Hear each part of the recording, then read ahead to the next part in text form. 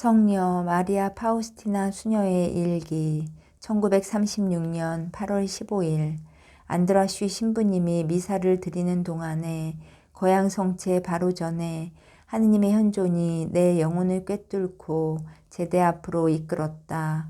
그때 나는 아기 예수를 안고 계신 하느님의 어머니를 배웠다. 아기 예수는 성모님의 손을 잡고 계셨다.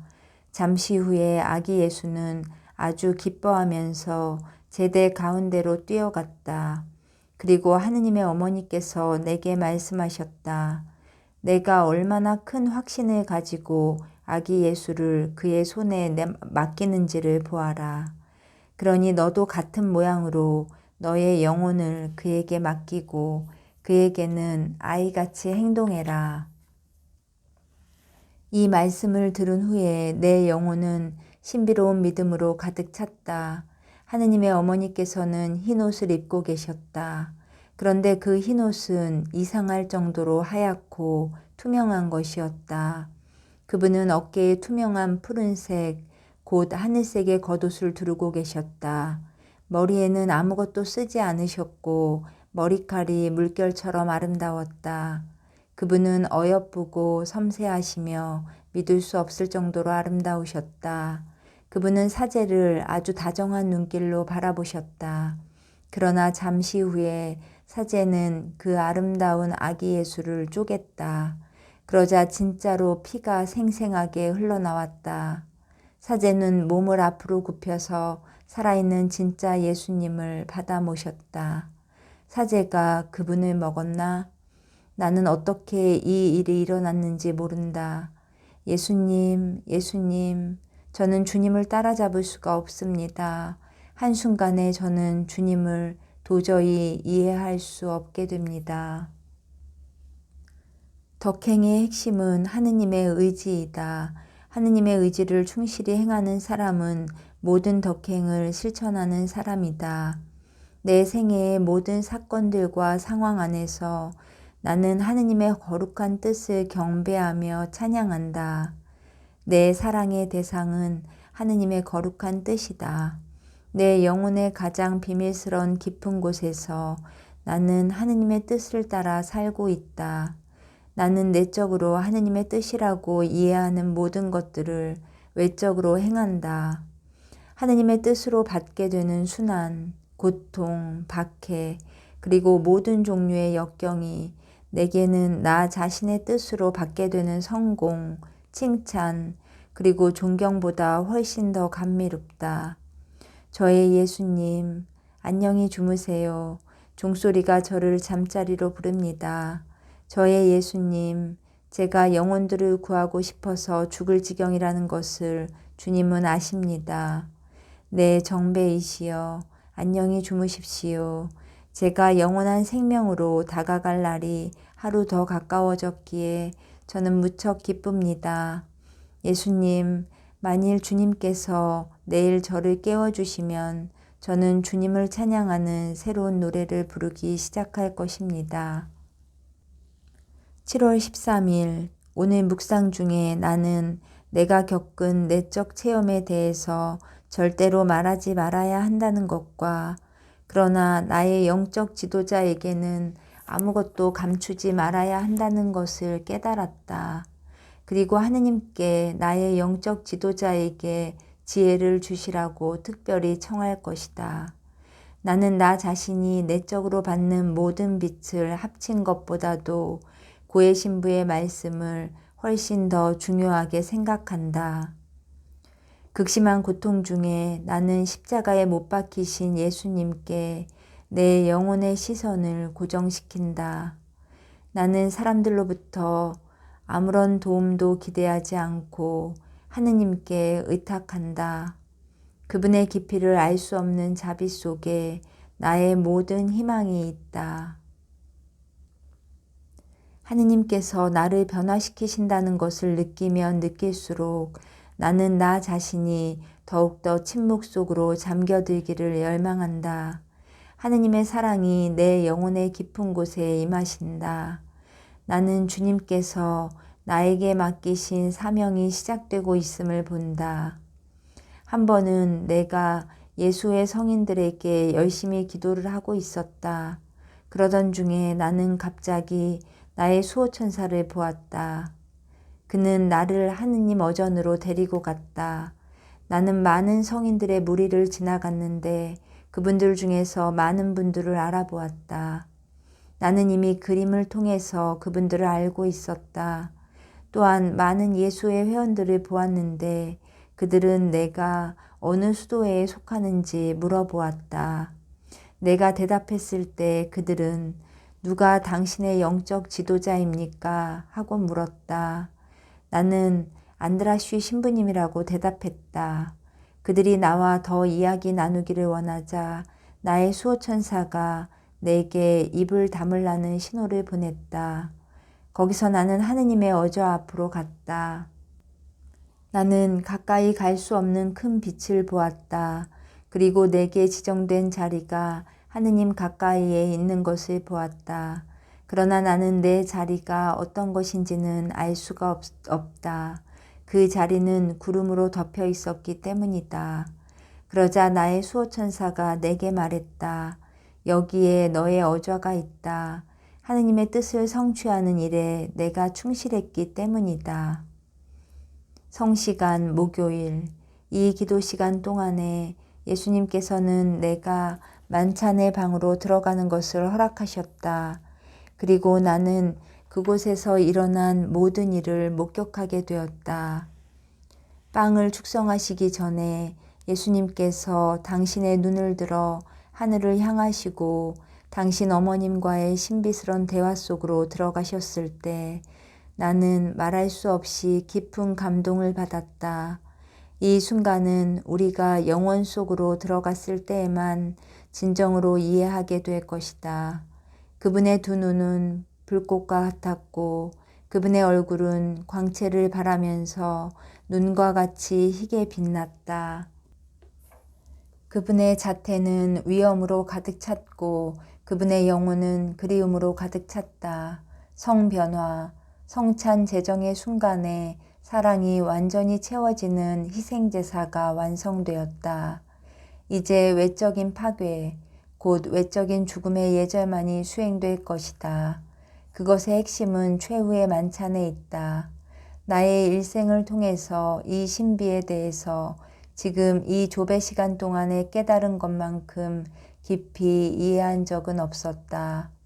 온 세상이 이 측량할 수 없는 신비를 알게 되기를 내가 얼마나 애타게 갈망하는지. 성시간을 마치고 내 방으로 갔을 때 나는 갑자기 나와 아주 가까운 어떤 사람이 하느님을 크게 노엽게 해드리는 것을 알게 되었다. 이것을 알고 내 영혼은 심한 아픔을 느꼈다. 나는 주님의 자비를 간청하면서 주님 앞에 먼지가 되어 엎드렸다. 나는 2시간 동안 눈물로 기도하고 채찍질을 하면서 그 죄를 막았다.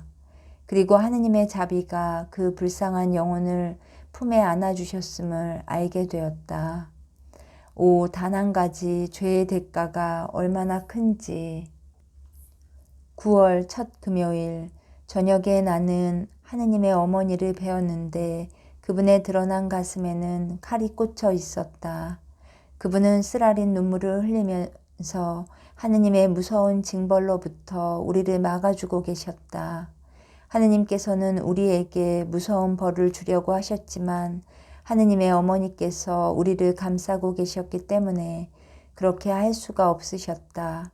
끔찍한 두려움이 내 영혼을 사로잡았다. 나는 폴란드를 위해서 끊임없이 기도했다. 내 사랑하는 폴란드는 하느님의 어머니께 감사하는 마음이 너무나 부족하다. 만일 하느님의 어머니가 아니었다면 우리의 모든 노력은 허사였을 것이다. 나는 사랑하는 조국을 위해서 더욱 열심히 기도하고 희생을 바쳤다. 그러나 나는 악의 파도 앞에 하나의 물방울 같았다. 하나의 물방울이 어떻게 파도를 막을 수 있겠는가? 그렇다. 하나의 물방울은 그 자체로서는 아무것도 아니다. 그러나 예수님, 주님과 함께라면 저는 악의 파도뿐만 아니라 지옥 전체에서도 용감하게 버틸 수 있을 것입니다. 주님의 전능하심은 모든 것을 다 하실 수 있습니다. 어느 날 나는 주방으로 가려고 복도로 내려가고 있었는데 내 영혼 안에서 이런 말씀을 들었다. 내가 가르쳐준 하느님의 자비를 비는 5단 기도를 끊임없이 바쳐라. 그 기도를 바치는 사람은 누구나 임종할 때에 크나큰 자비를 받을 것이다. 사제들은 죄인들에게 자신들의 구원에 대한 마지막 희망으로 이 기도를 바치도록 권고할 것이다. 마음이 완고한 죄인이라도 이 기도를 한 번만 바치면 그는 나의 무한한 자비로부터 은총을 받을 것이다. 나는 온 세상이 나의 무한한 자비를 알게 되기를 갈망한다.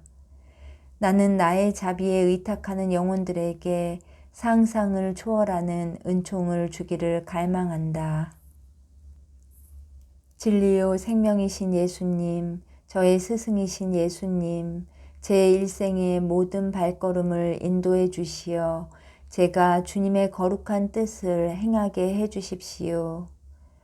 어느 날 나는 하느님의 어린 양의 옥자와 그 앞에 계신 세 분의 성인들을 보았다. 스타니스와브 코스트카와 안드제이 보볼라와 카지미에쉬 왕자께서 폴란드를 위해 전구하고 있는 것을 보았다. 어느 순간 나는 큰 책이 어좌 앞에 놓인 것을 보았고 내가 읽도록 그 책이 전달되었다. 그 책은 피로 쓰인 것이었다. 그런데 나는 예수라는 이름밖에는 아무것도 읽을 수가 없었다. 그때 나는 나에게 말씀하시는 목소리를 들었다. 내 시간이 아직 오지 않았다. 그러고는 그 책을 내게서 도로 가져갈 때 나는 이런 말씀을 들었다. 너는 나의 무한한 자비를 증거할 것이다. 이 책에는 나의 자비에 영광을 드린 영혼들의 이름이 적혀 있다. 나는 하느님께서 이토록 무한히 선하신 것을 보고 기쁨으로 가득 찼다. 언젠가 나는 두 수녀의 사정을 알게 되었는데 그 두 수녀들은 장상에게서 받은 명령에 대해서 속으로 불평을 하고 있었고 그 때문에 하느님께서는 그들에게 주시려고 했던 특별한 은총들을 보류하고 계셨다. 이것을 보고 나는 마음이 아팠다. 오 예수님, 우리 자신이 은총을 잃어버리는 원인이 된다는 것은 얼마나 슬픈 일인지요. 이것을 이해하는 사람은 누구든지 또한 항상 충실하다. 목요일, 오늘 나는 무척 피곤했다. 그럼에도 불구하고 성시간을 하기로 마음먹었다. 나는 기도를 할 수가 없었고 무릎을 꿇고 있을 수도 없었다. 그러나 나는 1시간 동안 기도 중에 머물면서 이미 완전한 방법으로 하느님을 경배하는 영혼들과 나 자신을 영적으로 일치시켰다. 그런데 성시간이 끝날 무렵에 나는 갑자기 예수님을 보았다. 그분은 이루 말할 수 없이 다정한 눈길로 뚫어지게 나를 바라보시면서 말씀하셨다. 너의 기도가 나를 무척 기쁘게 해준다. 이 말씀 후에 비상한 힘과 영적 기쁨이 내 영혼 속으로 들어왔다. 하느님의 현존이 내 영혼을 계속 가득히 채웠다. 오, 얼굴을 마주하고 주님을 만나는 영혼에게 어떤 일이 일어날까? 어떤 펜으로도 이것은 표현되지 못했으며 또 앞으로도 영원히 그럴 것이다. 오 예수님, 주님의 자비는 모든 상상을 초월한다는 것을 저는 알고 있습니다. 그러므로 저는 주님께서 제 마음을 아주 크게 만들어 주시기를 청합니다. 그래서 이 지상에서 살고 있는 모든 영혼들이 필요로 하는 것들을 모두 제 마음속에 품을 수 있게 해 주십시오. 오 예수님, 제 사랑은 이 세상보다 훨씬 큽니다. 저는 연옥에서 고통받는 영혼들에게도 제 사랑을 주고 싶습니다. 저는 대사를 청하는 기도들을 통해서 그들에게도 자비를 베풀고 싶습니다. 하느님의 자비는 하느님 자신이 측량할 수 없는 분이신 것처럼 측량할 수도 없고 다 써버릴 수도 없을 만큼 한없이 많고 큽니다. 제가 이 하느님의 자비를 표현해 보려고 아무리 강렬한 표현을 쓴다고 해도 하느님 자비의 실제와 비교를 하면 아무것도 아닙니다. 오 예수님, 제 이웃의 모든 고통에 대해서 그 고통이 영적인 것이든 육체적인 것이든 저의 마음이 민감해지도록 해 주십시오. 오 저의 예수님, 저는 우리가 이웃을 대하는 것처럼 주님도 우리를 대해 주신다는 것을 알고 있습니다. 저의 예수님, 제 마음을 주님의 자비로우신 마음처럼 만들어 주십시오. 예수님, 제가 일생 동안 모든 이들에게 선을 행하면서 살도록 도와주십시오.